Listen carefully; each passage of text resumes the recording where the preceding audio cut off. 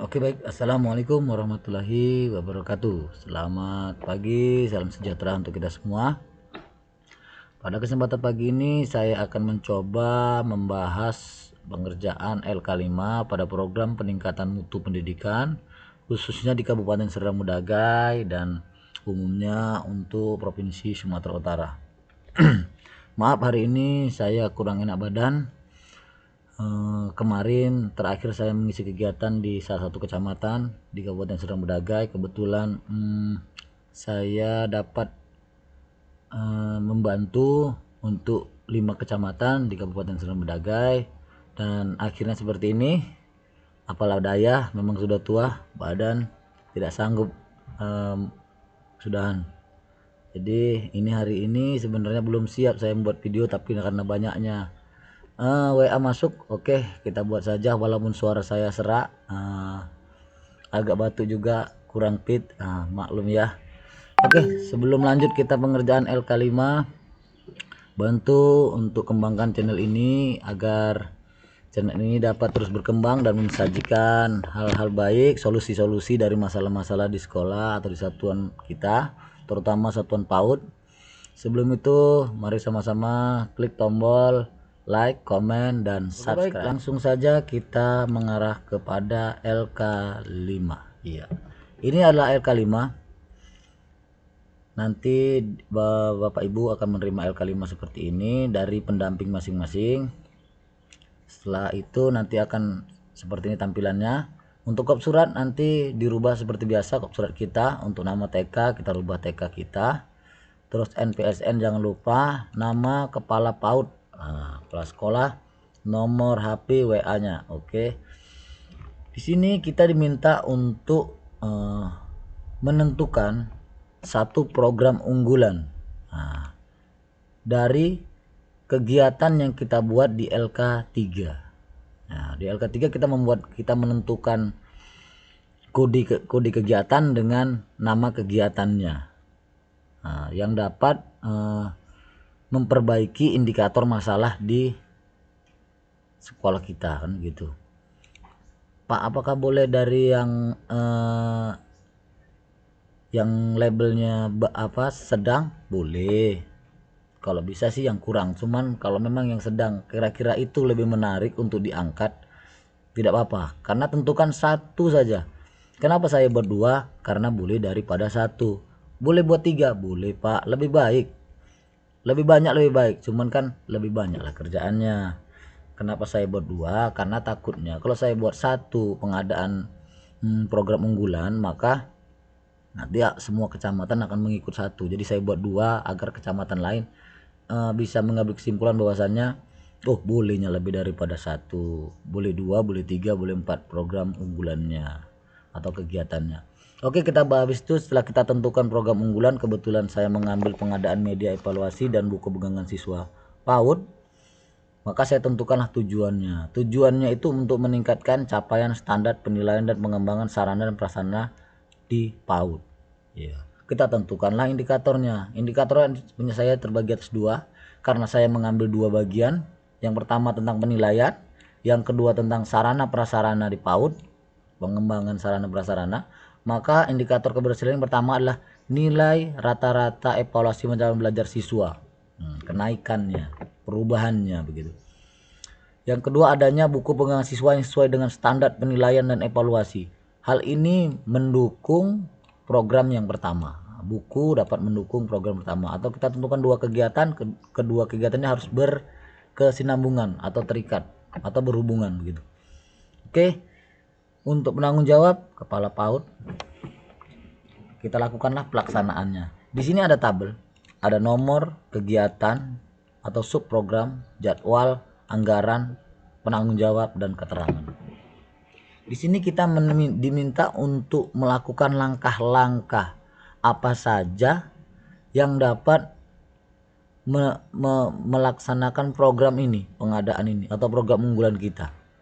Langkah-langkahnya apa saja dalam pengadaan media evaluasi ini, program unggulan kita, sehingga nanti kegiatan evaluasi ini berhasil dan buku pegangan siswa ini dapat berjalan sesuai dengan apa yang kita harapkan.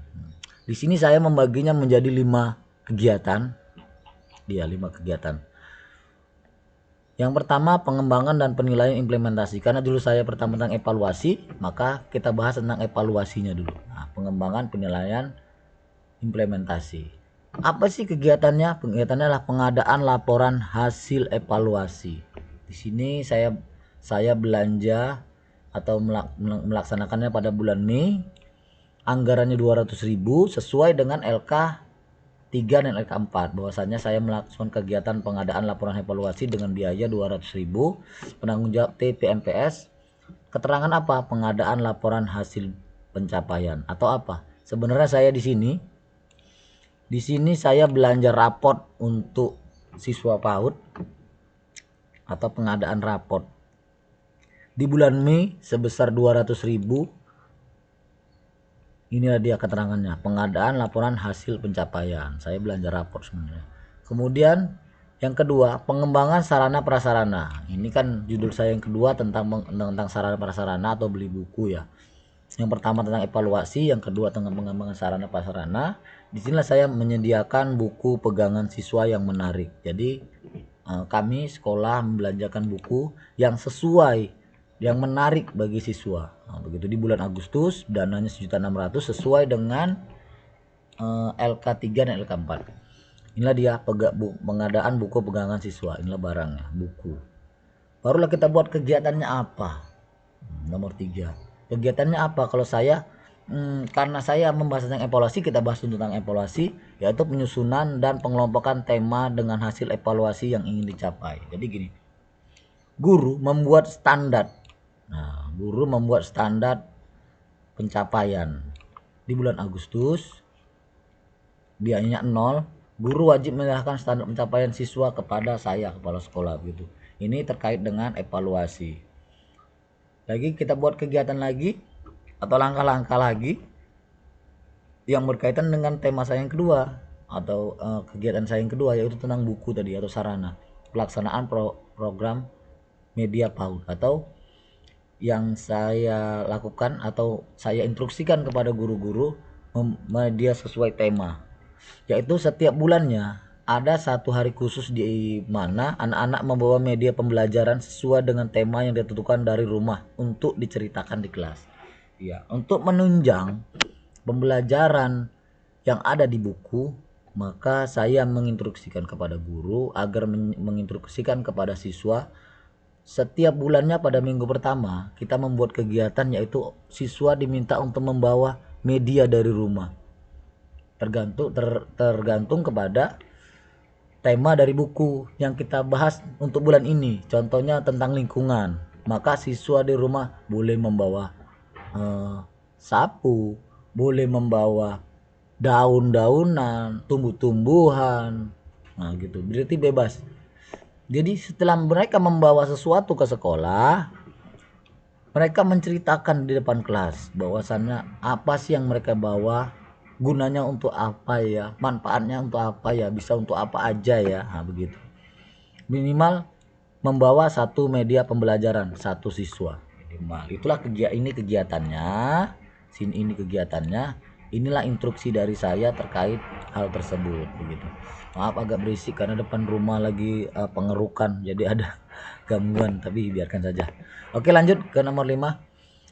Kita sudah membahas tentang evaluasi, kita sudah membahas tentang langkah-langkah sarana prasarana atau buku, cuman cara melaksanakan pembelajaran dengan buku itu. Baru kita buat nomor 5, monitoring dan evaluasi. Ya, di sini supervisi pembelajaran dan evaluasi bahan ajar. Jadi gini, langkah kelima ini kita yang lebih kompleks dari saya. Sebenarnya langkah-langkah bisa lebih banyak daripada 5, bisa 6, 7, 8, 9, 10 bahkan seterusnya. Langkah-langkah itu bisa saja dibuat banyak. Kenapa saya buat sedikit? Karena mempersingkat waktu, biar cepat saja. Monitoring dan evaluasi.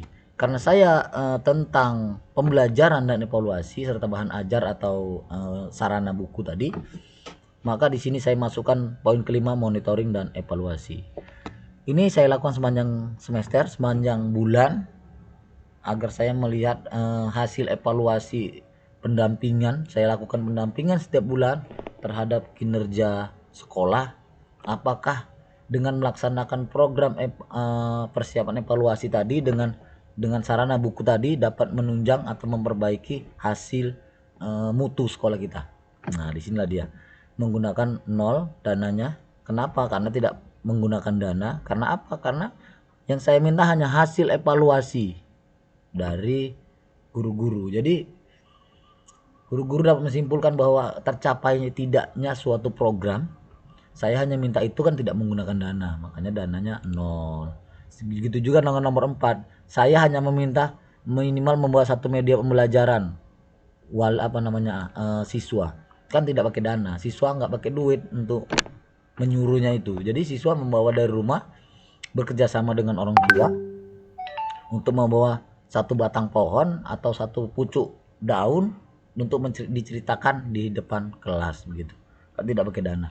Ini juga tidak pakai dana karena saya hanya meminta guru membuat standar pencapaian. Kan tidak pakai dana menyuruh guru. Guru wajib menyerahkan, ya wajib menyerahkan standarnya. Mampu nggak siswa itu? Makanya tidak pakai dana. Oke. Hasil monitoring. Hasil monitoring ini adalah waktu yang saya tentukan untuk guru menyerahkan hasil kegiatan mereka selama waktu yang kita tentukan. Dengan kesepakatan para guru. Kira-kira kapan kegiatan ini, monitoring ini, program unggulan ini akan kita lakukan evaluasi. Apa tanggal berapa akan kita minta pertanggungjawaban laporan mereka. Inilah tanggalnya 20 November 2026. Saya harus sudah minta ini guru wajib menyerahkan standar pencapaian. Tanggal 20 ini harus sudah mereka serahkan standarnya berapa. Saya juga harus sudah menerima kegiatan ini sudah berjalan selama 6 bulan. Hasil evaluasi juga harus sudah diserahkan sama mereka di tanggal 20 November. Oke, kegiatan yang dimonitoring adalah hasil evaluasi pencapaian. Temuannya kira-kira apa? Apa yang menjadi kendala program yang kita laksanakan ini? Ada kendalanya apa kira-kira? Ya, salah satunya kendalanya adalah kurangnya kerjasama orang tua dalam mendukung kegiatan yang disusun guru. Jadi dalam setiap kegiatan misalnya siswa diminta untuk membawakan satu bahan atau media, kadang orang tua tidak mendukungnya. Jadi mereka mencari sendiri. Terakhir waktu di jalan mereka ambil aja sebuah daun. Jadi dia tidak menyusun kerangkanya dari rumah untuk bercerita dan langsung mengambil apa yang dilihat dia langsung dibawa ke sekolah, maka kegiatan itu tidak berjalan dengan lancar gitu. Jadi lanjut aja temuannya kira-kira yang kedua itu kurangnya kemampuan guru dalam mengidentifikasi evaluasi pencapaian siswa. Karena nggak semua guru mampu dia melakukan atau mengidentifikasi tentang kemampuan siswa. Dia kadang ada kemampuan siswa yang terlewat gitu. Nggak semua guru dapat memahami itu gitu. Begitu hasil evaluasi akhir. Ini hasil evaluasi akhir adalah evaluasi dari kita kepala sekolah kepada guru. Setelah guru mengumpulkan tanggal 20 November hasil kerjanya, hasil penilaiannya, hasil observasinya, maka tanggal 10 Desember kita sebagai kepala sekolah melakukan evaluasi atas hasil kerja mereka. Nah, itu. Hasil evaluasinya adalah rata-rata ketercapaian hasil belajar siswa meningkat 50%. Partisipasi guru dalam mengidentifikasi tema mencapai 90%. Kesenjangannya apa? Kenaikan pencapaian siswa belum mencapai 70% karena harapan kita lebih dari 50% kemarin. Guru masih memerlukan pendampingan lebih insentif ke depannya. Itu dia. Rekomendasi untuk siklus berikutnya menjadikan pendampingan guru sebagai program rutin per bulan. Jadi setiap bulan kita lakukan kegiatan pendampingan agar kedepannya lebih baik lagi. Rata-rata ketercapaian hasil belajarnya ini agar lebih baik ke depannya. Kalau bisa lebih daripada 50%. Menciptakan komunitas belajar guru untuk saling berbagi praktik baik. Karena sudah saya terangkan tadi bahwasannya kurangnya kemampuan guru sebagian dalam mengidentifikasi kemampuan siswa, maka perlu adanya kerjasama atau interaksi antar sesama guru baik dari satu sekolah maupun dari sekolah lain begitu. Makanya kita buat komunitas belajar guru untuk saling berbagi praktik baik. Oke, sampai sini Hanya ini yang bisa saya sampaikan untuk pembahasan LK5. Jangan lupa tanda tangan kepala sekolah dan ketua tim TPPS. Untuk ini kecamatan namanya, untuk tempatnya. Untuk tanggal disesuaikan saja. Ya, inilah dia penampakan LK5 yang saya kerjakan. Jika ada yang kurang paham, dapat ditanyakan langsung di kolom komentar, atau bisa langsung apa namanya ya, langsung menghubungi di WA saya, nanti akan saya masukkan di deskripsi, karena ada beberapa hal yang tidak bisa dijelaskan melalui chatan atau kata-kata tulisan, harus berbicara secara langsung. Boleh saja, saya tunggu informasi dari ibu bapak sekalian. Yang kurang paham bisa langsung menghubungi atau chat di kolom komentar saja. Oke, baik, itu saja dari saya akhiri. Wabillahi taufiq hidayah. Assalamualaikum warahmatullahi wabarakatuh.